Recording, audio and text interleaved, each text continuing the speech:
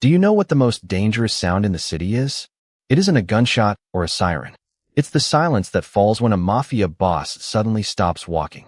I didn't understand that truth until the night my life crashed into Adrian Romano's. My sneakers slipped across the wet sidewalk as I stumbled out of the alley beside Romano Club, tears blurring the neon lights into streaks of blue and gold. My hands wouldn't stop shaking. My phone lay somewhere behind me with its cracked screen, and the silver necklace my mother had given me hung broken in my fist. I wasn't thinking about where I was going. I only wanted to get as far away as possible before the black SUV turned the corner. Then I slammed straight into the polished front fender of a black Rolls-Royce that had just pulled to the curb. Every door opened at once. Men in dark suits stepped out with the calm precision of people who never wasted movement. Nobody raised their voice. Nobody panicked. The street itself seemed to freeze. I looked up, expecting security to shove me away, but instead every pair of eyes shifted toward the man emerging from the rear passenger door. Adrian Romano wore a charcoal overcoat over a perfectly tailored black suit. Rain collected on his shoulders without dulling the quiet authority that surrounded him. He wasn't the loudest man on the sidewalk. He didn't need to be. Conversations stopped before he reached them. Drivers waited without honking. Even the doorman lowered his eyes. I'd never met him before, but everyone in Manhattan knew his name, even if they pretended they didn't. He studied the broken necklace in my trembling hand before his gaze settled on the bruise forming around my wrist. His expression never changed. "Who did this?" he asked. For simple words. No anger. No sympathy. Just certainty that someone had made a mistake they would soon regret. Before I could answer, headlights burst around the corner. The same black SUV I had been trying to escape accelerated toward the front of the club, then abruptly slowed the moment its driver recognized whose car blocked the entrance. Adrian didn't even turn around. "License plate," he said quietly. One of his men was already writing it down. "Don't follow them," Adrian added. Every instinct told me they should chase the SUV, but none of them questioned his order. The vehicle disappeared into the rain. Adrian remained exactly where he was, watching the empty street as though the driver had already revealed everything he needed to know. He finally looked back at me. "You're safe for the next 5 minutes," he said. "After that, it depends on whether you tell me the truth." I swallowed hard and forced out the lie I'd been repeating all night. It was just my ex. Adrian's eyes narrowed almost imperceptibly. "No," he replied. "It wasn't." One of his lieutenants approached without making a sound and leaned close enough that only Adrian could hear. I caught only 4 whispered words before the color drained from my face. "Boss, that's a Moretti plate." The ride through Midtown should have taken 12 minutes. Adrian Romano reached his private estate in 9. Nobody inside the Rolls-Royce spoke. Rain traced slow lines across the windows while the city lights faded behind them, but the silence carried more weight than conversation ever could. I sat across from him with my hands wrapped around the broken necklace, trying to understand why the most feared man in New York had brought a complete stranger into his world instead of leaving her on the sidewalk. The gates opened before the car even slowed down. Men stationed along the driveway nodded the moment Adrian stepped out. He walked through the front doors without looking back, because he already knew I would follow. Somehow I did. His office felt more like a war room than a home. Maps covered one wall. Security monitors covered another. Several men were already waiting around a long oak table. Nobody sat until Adrian did. He placed the broken necklace on the polished surface and finally spoke. "Run everything." No explanation. No raised voice. Every person in the room immediately understood their assignment. One man began tracing the SUV license plate. Another pulled security footage from every camera surrounding the club. A third quietly disappeared with my damaged phone. Adrian turned toward me. "Tell me about your boyfriend." I lowered my eyes. "His name is Ethan." We argued. That is all.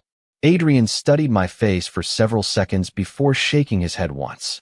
People who argue do not usually spend the night running through the rain.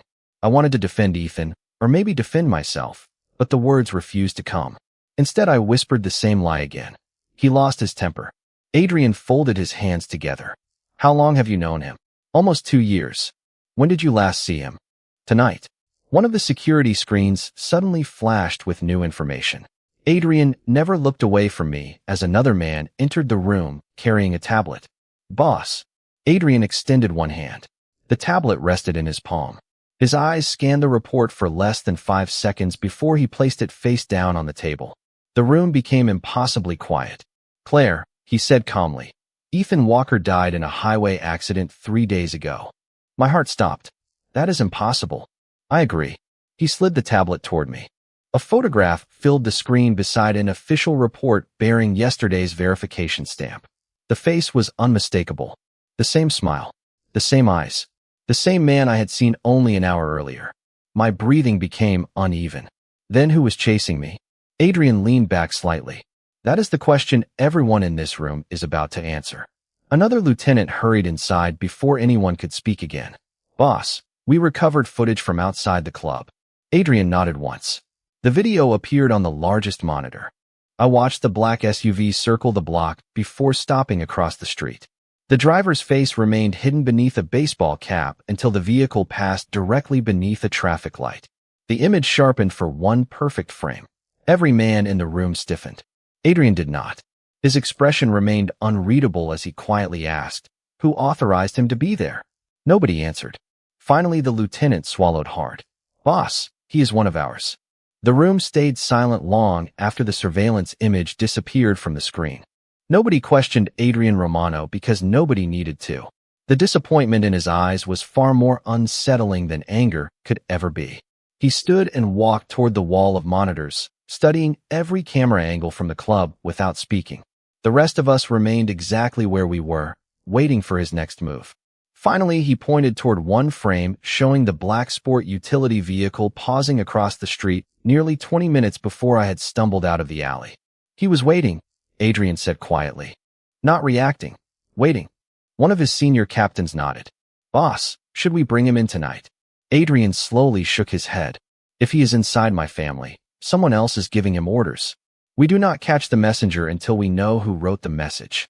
Every person around the table immediately changed direction. The investigation was no longer about one man. It had become a hunt for someone hiding much higher inside the Romano organization. Adrian turned toward me again. "Claire, tell me everything that happened before you reached the club. Nothing is too small." I closed my eyes and forced myself to remember. The coffee shop had closed at 9:30. I had walked 3 blocks toward the subway. Someone called my name from across the street. I thought it was Ethan. I ran because I recognized his voice even though the report on Adrian's desk insisted he was dead. Then I remembered something that had not seemed important before. He bumped into me. I whispered. Adrian looked up immediately. "When?" "Outside the old pharmacy. Before I started running." "Did he take anything?" "No." I searched my memory. "I do not think so." Adrian's expression remained unreadable. "Did he put anything into your pocket?" My heart skipped. I reached inside the pocket of my raincoat, expecting only a crumpled receipt. Instead, my fingers touched a small metal object. I slowly pulled out a black flash drive no larger than my thumb. I stared at it in disbelief. I have never seen this before. Nobody in the room moved. Adrian extended his hand. I placed the drive in his palm. He handed it to the technology specialist standing nearby. Within seconds, the drive connected to an isolated computer that was never linked to the internet. Everyone watched the loading screen. One encrypted folder appeared. No name. No description. Just a date from 2 days earlier. The technician entered several commands before looking back at Adrian. "Boss, whoever made this expected only one person to open it." Adrian folded his arms. "Can you get inside?" Eventually. Adrian glanced toward the rain outside the windows before answering. "Take your time. Whoever planted it believes Claire does not know she has it. I want them to keep believing that." For the first time since entering the estate, I realized Adrian was never simply reacting. Every answer created another strategy. Every danger became an opportunity to expose someone hiding in the shadows. A few minutes later, the technician's keyboard stopped clicking. The folder finally opened.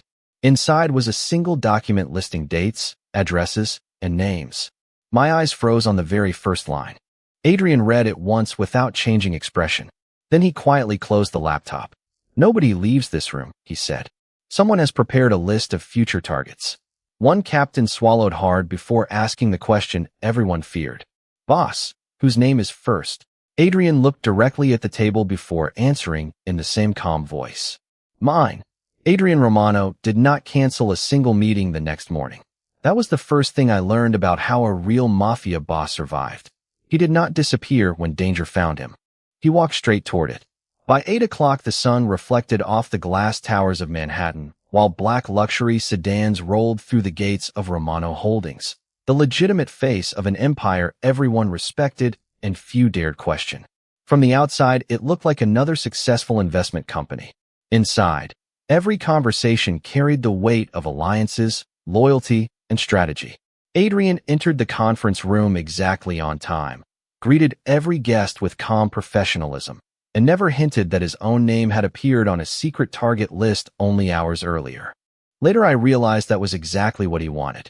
If someone inside his organization was watching, they needed to believe he suspected nothing. Meanwhile, I sat in a quiet guest suite overlooking the Hudson River, wearing borrowed clothes because mine were still soaked from the rain. 2 women from the household staff brought breakfast and spoke kindly, but every hallway outside remained carefully guarded. I was free to walk anywhere inside the estate. Yet somehow I knew the safest place in New York had also become the one place I could not simply leave. Shortly before noon, Adrian returned. He carried a thin folder instead of a weapon, and somehow that felt even more intimidating. He placed several photographs on the coffee table. Every picture showed the same black sport utility vehicle from different traffic cameras across the city. They wanted me to see it, he said quietly. People who hide do not drive the same vehicle past 6 cameras unless they are sending a message. I looked at the photographs before asking the question that had haunted me all morning. Why would anyone involve me? Adrian answered without hesitation. Because you crossed paths with something they needed to recover. He nodded toward the flash drive now locked inside a steel case beside him. You were never the target. You became the courier without knowing it. My stomach tightened. Then why did they chase me? Adrian met my eyes. Because somewhere along the way they lost control of their own plan. Before I could respond, his phone vibrated once. He listened for less than 30 seconds before ending the call. There was no visible emotion on his face, but the room somehow felt colder. The document on the drive was only the beginning, he said. My analyst recovered a deleted video file. He opened the folder and slid a printed image toward me. The security camera still showed a crowded sidewalk from the night before. I recognized myself walking away from the coffee shop. Then I noticed another figure standing several yards behind me. A man wearing a dark baseball cap. That is him, I whispered. Adrian slowly shook his head. No. His finger moved to another reflection visible in the window of a parked delivery truck. A second man stood much farther back, almost impossible to notice. He wore an expensive gray overcoat and watched the entire exchange without ever approaching.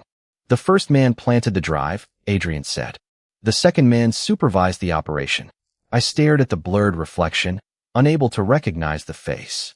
Adrian looked at it for another long moment before speaking almost to himself. Only someone who knows my organization this well would stand exactly there. Just then one of his captains entered without knocking. Boss, he said carefully. The council moved tomorrow's gathering to tonight. Every major family will be there. Adrian closed the folder with deliberate calm. Good, he replied. Then our traitor will be there too.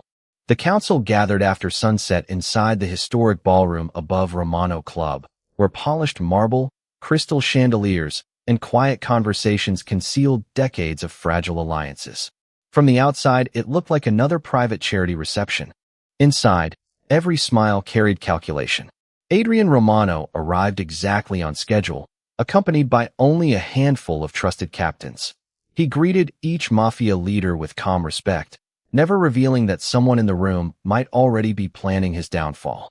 I watched everything through the security cameras inside the estate because Adrian had insisted I remain where nobody could reach me. For the first time, I understood that protecting me was not his only priority. He was hunting the person willing to betray his family from within. During the meeting, Adrian listened far more than he spoke.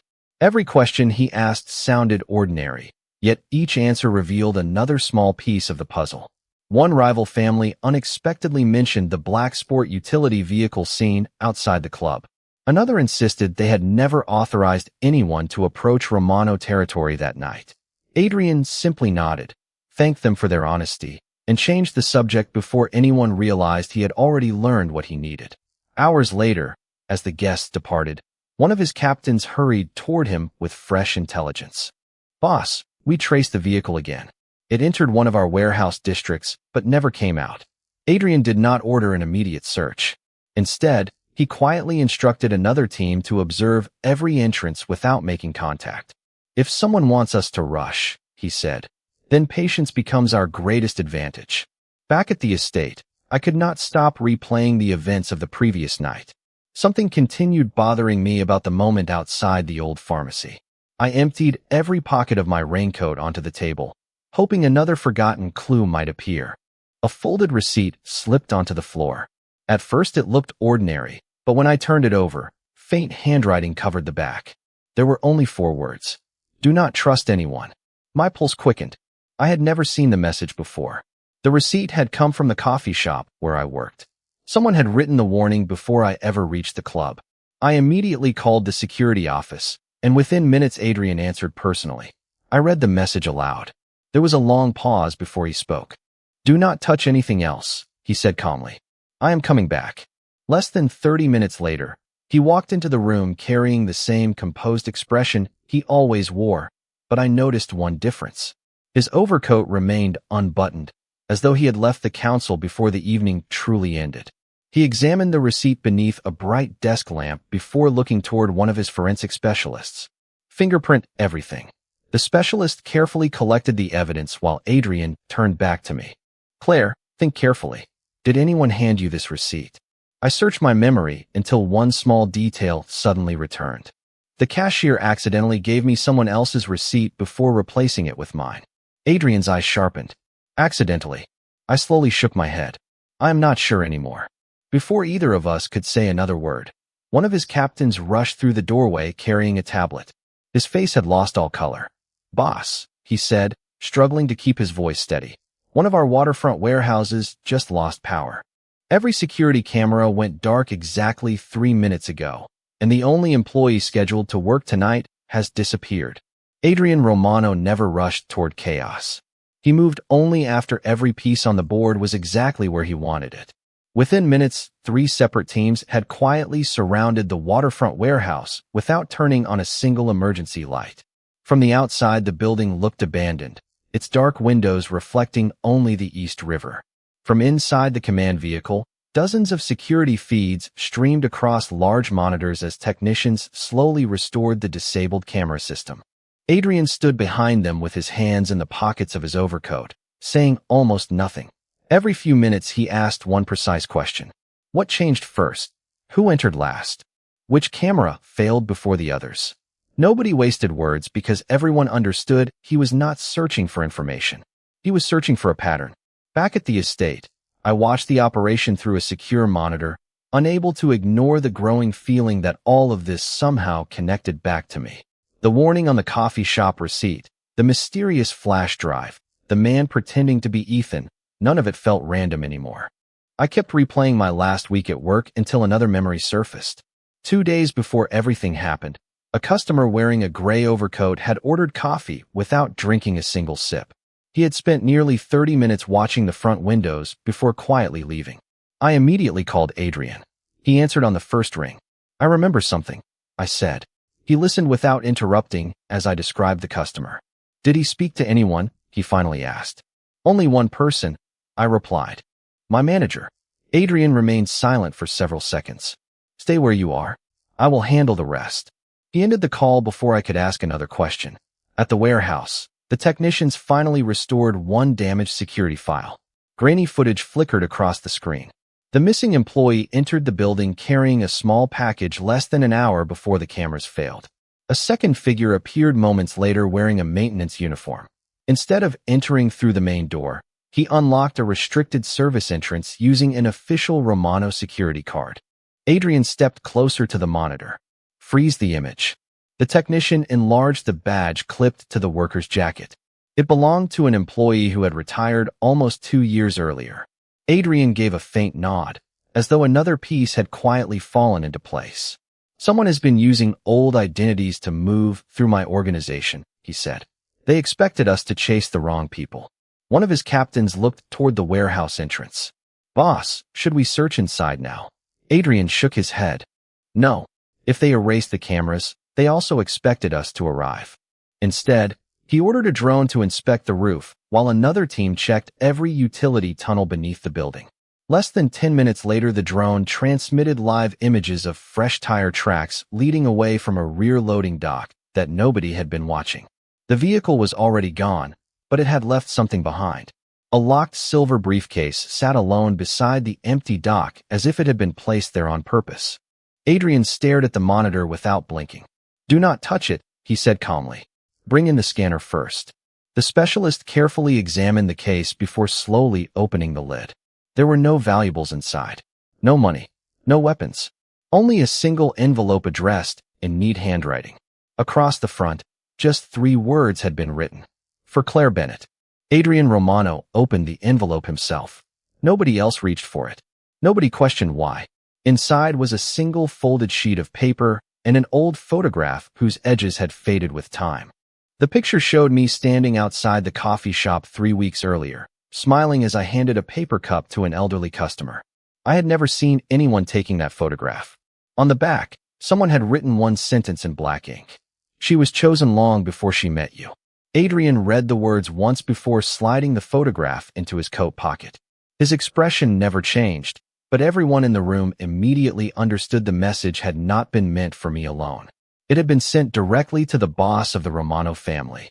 "Seal the warehouse," he ordered quietly. "Nobody discusses this outside my command staff." During the drive back to the estate, he remained silent while the city lights reflected across the windshield.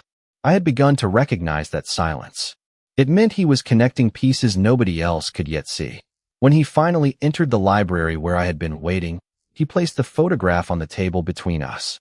"Have you ever noticed anyone following you before this week?" he asked. I studied the image again before slowly shaking my head. I always believed my life was ordinary. Adrian looked toward the rain falling beyond the windows. "Ordinary people are rarely photographed without their knowledge." Those words settled heavily in the room. I realized that whatever had begun outside Romano Club had actually started much earlier, long before I ever saw Adrian. He asked me to describe every regular customer I could remember from the coffee shop.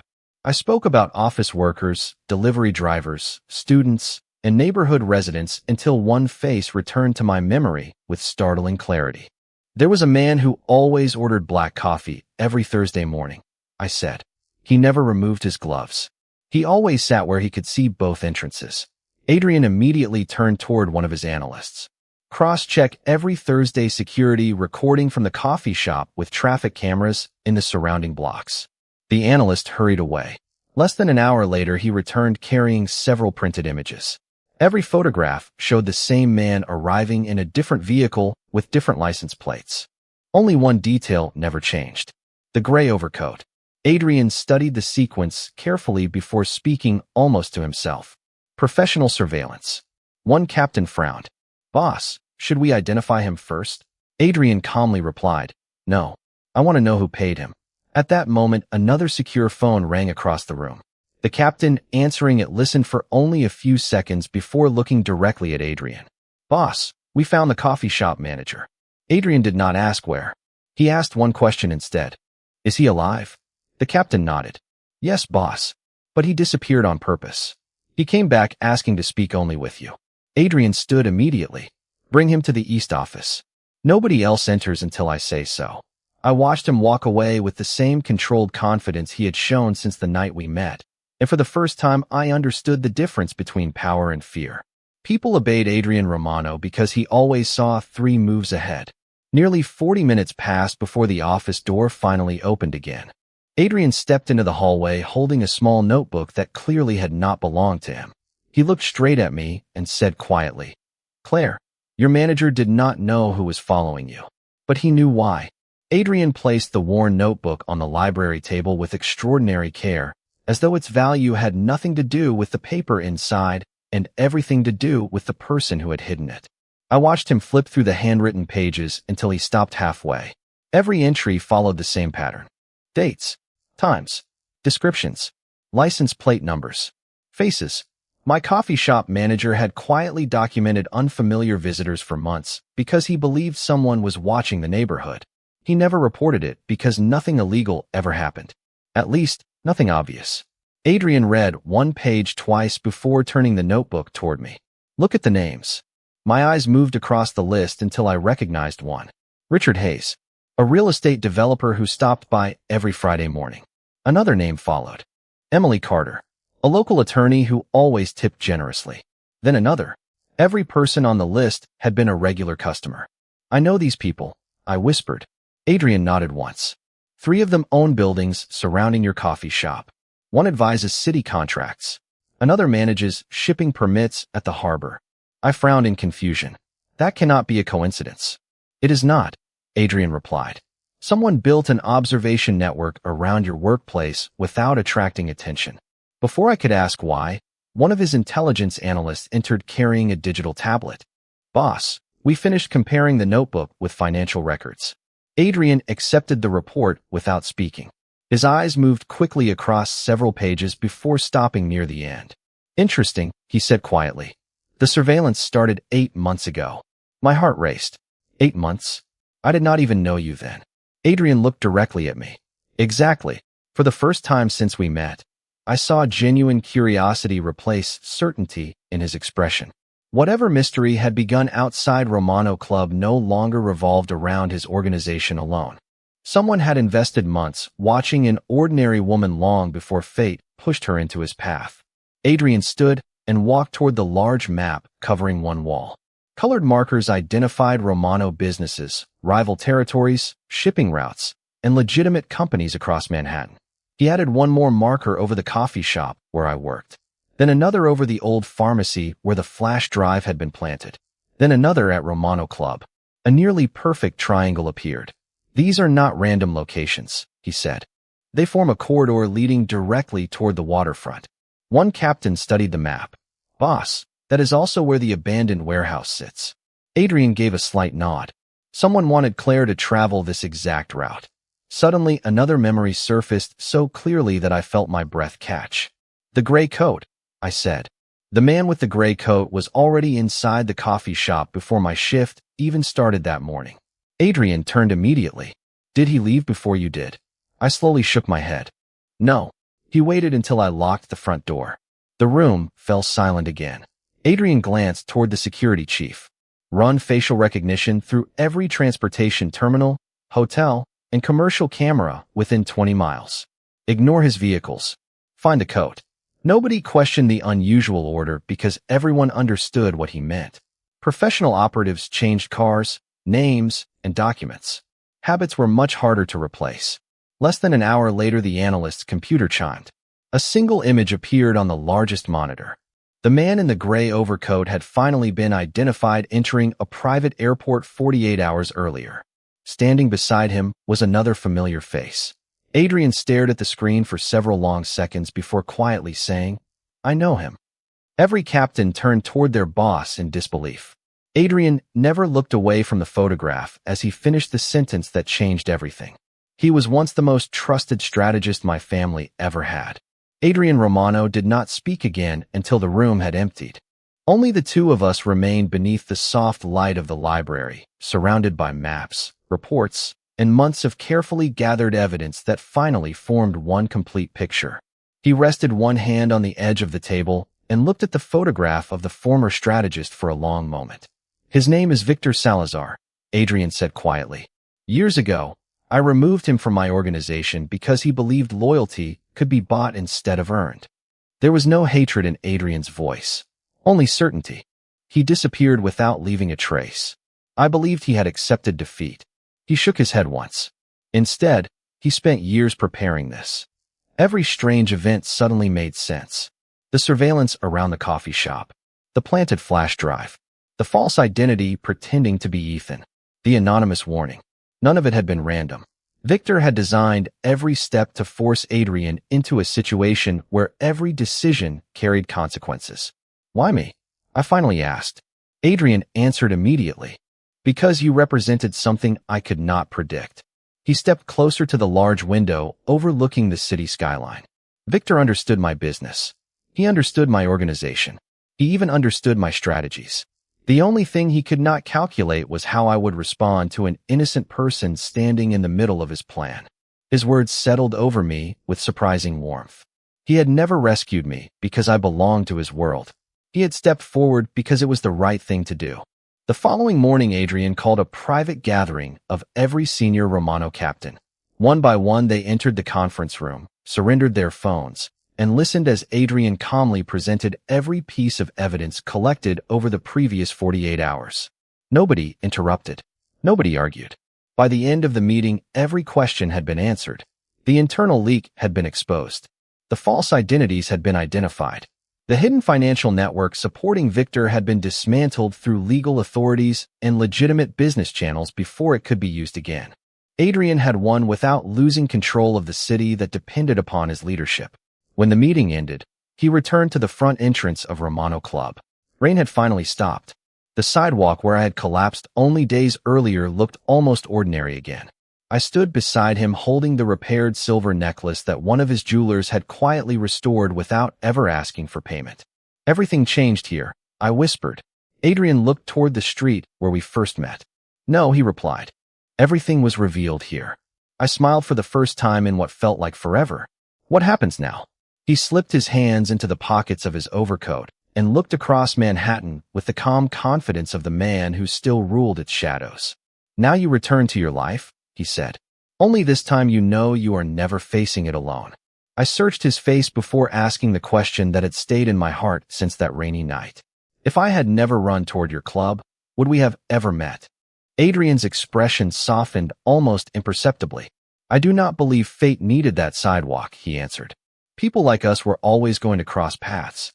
As we stood together beneath the club lights, I finally understood that the safest place I had ever found was not the walls surrounding his estate or the men guarding every door.